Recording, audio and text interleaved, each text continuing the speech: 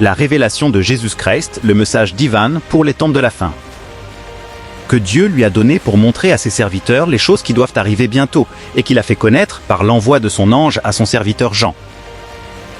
Apocalypse 1. Le livre de l'Apocalypse est souvent mal compris. Pour certains, il inspire la peur, pour d'autres la confusion. Pourtant, la Bible ne l'appelle pas un livre de terreur, mais une révélation.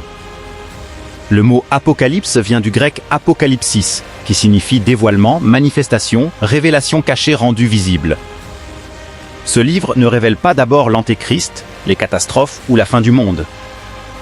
Il révèle Jésus-Christ glorifié, Seigneur de l'histoire, Roi des rois. Ce n'est pas la révélation de Jean. Ce n'est pas la révélation des anges.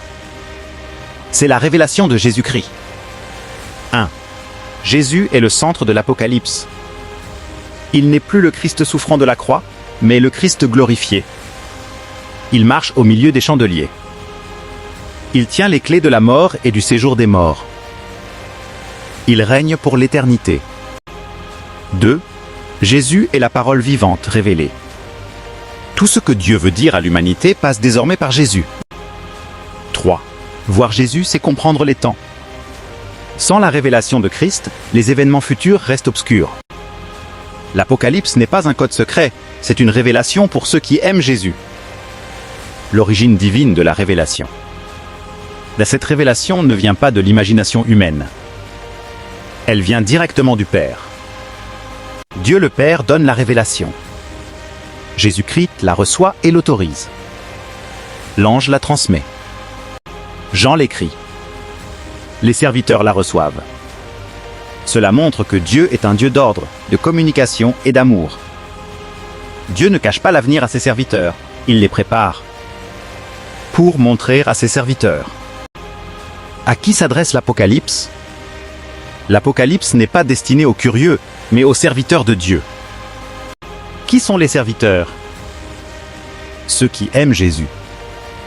Ceux qui lui obéissent. Ceux qui veulent marcher dans la sainteté. Ceux qui servent fidèlement dans l'Église. Dieu révèle ses secrets à ceux qui lui appartiennent. Le secret de l'Éternel est pour ceux qui le craignent. Psaume 25, 14.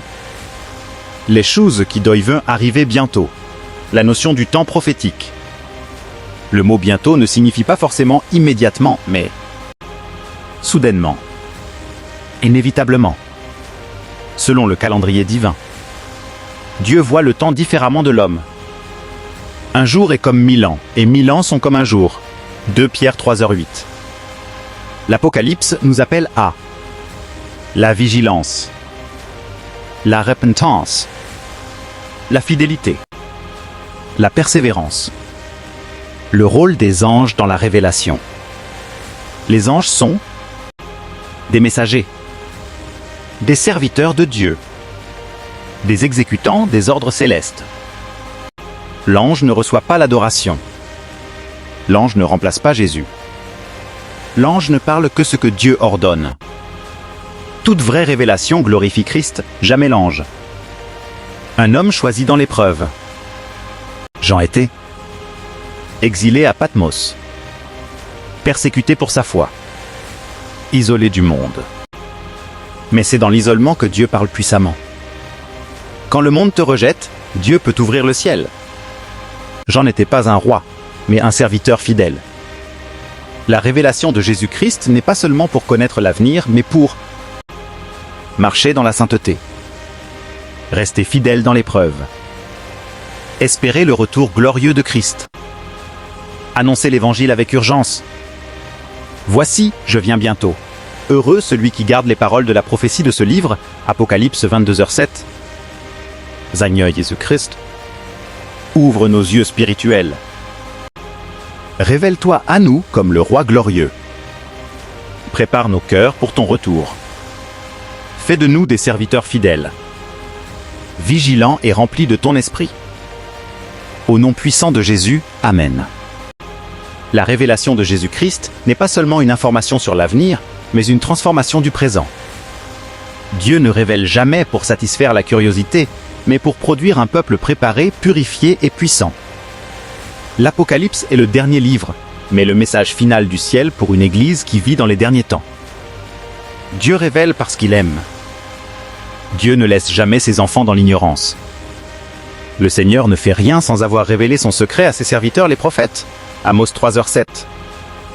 La révélation est une preuve que Dieu nous considère comme partenaires. Dieu nous prépare à ce qui vient. Dieu nous traite comme des fils, non comme des esclaves.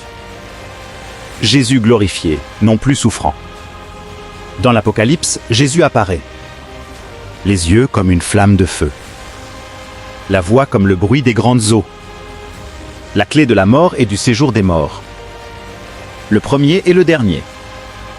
Le Jésus de l'Apocalypse est le Seigneur souverain, pas un simple personnage historique. Une église doit connaître ce Jésus-là. Beaucoup connaissent Jésus comme sauveur, mais peu le connaissent comme roi et juge. Une église qui ne connaît pas le Jésus glorifié sera faible face au temps de la fin. Le serviteur vit pour la volonté divine. Être serviteur signifie mourir à soi-même, obéir sans négocier, servir même dans le silence, persévérer sans récompense visible.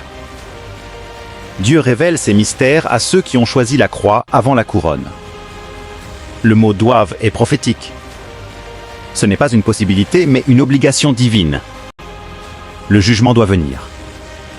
La justice doit s'établir. Le royaume doit triompher.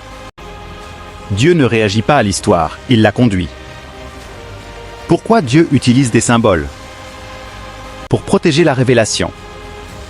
Pour séparer les superficiels des chercheurs. Pour parler à l'esprit, pas seulement à l'intelligence. L'Apocalypse se discerne plus qu'elle ne se calcule. Le ciel travaille avec les hommes. Dieu aurait pu parler directement, mais il choisit des anges, des prophètes, des serviteurs humains. Cela montre que le plan de Dieu inclut l'Église. La prison devient une chair. Jean n'était pas dans un palais, mais sur une île d'exil. Quand l'homme est dépouillé de tout, Dieu se révèle comme tout. La souffrance n'annule pas l'appel, elle l'affine.